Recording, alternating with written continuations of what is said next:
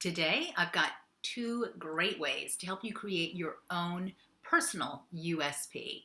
Stay to the end, and I'm also going to give you a top tip about why perfectionism is never your friend, particularly when it comes to thinking about your USP and building your brand. But before we get started, please subscribe to our channel, and you'll get everything you could possibly need about creating the career that you actually really want.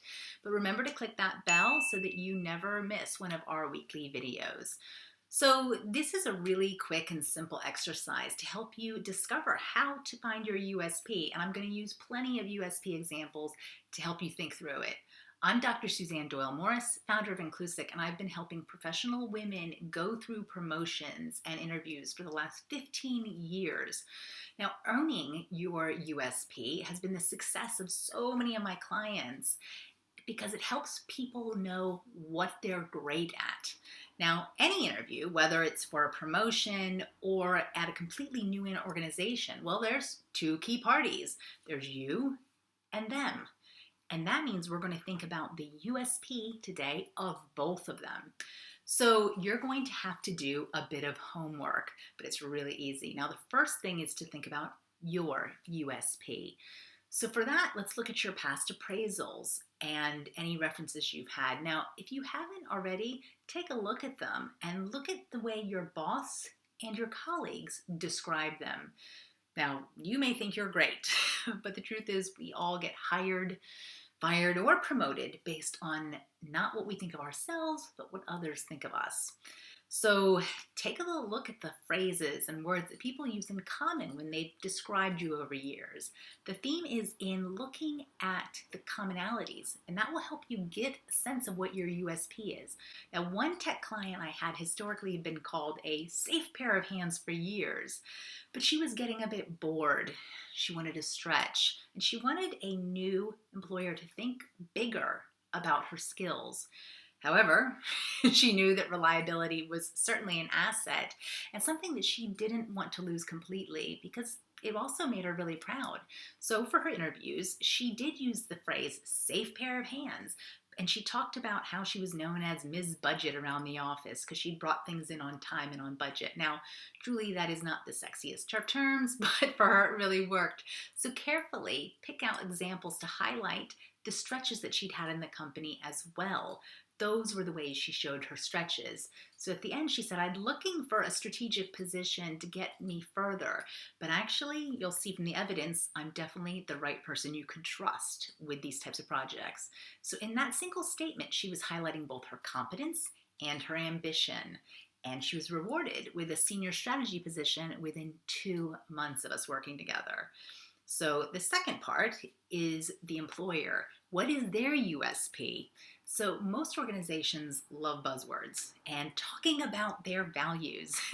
So these values will be all over their website or the annual statements, or as many of my corporate clients do, actually written in big bold letters all across their reception areas. Now these words may be words like innovative, honest, excellence, community, or integrity.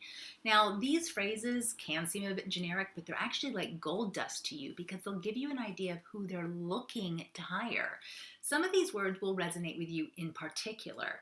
So pick the ones that do, and then come up with concrete examples of when you demonstrated that value. One of my coaching clients was going up for a promotion to MD at a major UK bank. So we looked at the core values the company wanted to encourage and discussed how she could highlight those words based on the projects that she'd historically been working on. So for honesty, we came up with two examples. One was her role in a project where the company had to admit a mistake to clients. And another example was when she had spoken truth to power to a senior colleague, only to develop a very good relationship with him going forward. So these were her honesty examples, and they were based so much on what we knew the company would want to hear, but actually what was also a key part of who she was, her USP.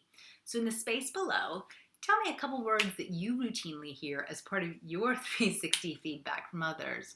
So for me, it's thought-provoking and funny. which I'm going to take because it seems to work for the audiences where I speak. And lastly, the third thing is don't ever use perfectionism as your unique selling point.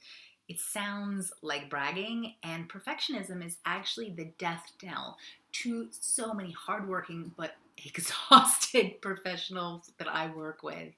Now, most people stumble on these questions in interviews because they haven't thought through enough of their solid examples to make them rock solid.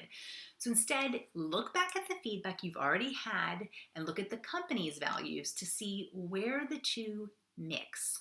That can be a really nice USP. And if you found this helpful and maybe you'd like to think about how to make these work exactly specifically for you, then consider some coaching and get in touch via the link below and schedule some time where we could talk about what coaching might be able to do for you. But in the space below, write out your biggest takeaway and also check out a couple videos that I think you'll love based on what's going on for you. First is, what is your USP question and how to give the right answers for them? And the second is, depending on how that all goes, feeling undervalued at work. And really it's about practical advice to get unstuck if that's where you currently are. So thanks for listening today, and I hope the work you do on your USP pays off because nobody cares about your career as much as you do.